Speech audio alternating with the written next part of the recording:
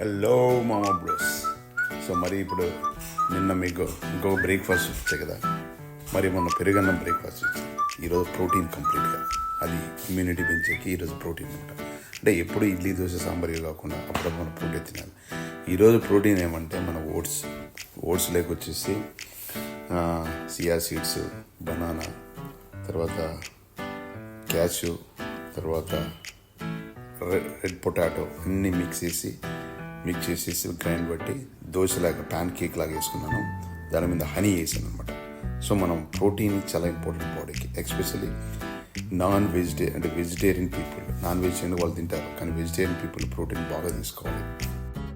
So ఇది ఈ విధంగా దోశలాగా ప్యాన్ కేక్ లాగా తయారు చేసి దాని మీద హనీ వేసాను అనమాట. హనీ వేసి తింటే మస్తుగా ఉంటుంది, అండ్ ప్రోటీన్ కూడా మనకి. వెజిటేరియన్ పీపుల్ ప్రోటీన్ బాగా తినండి, will get more protein then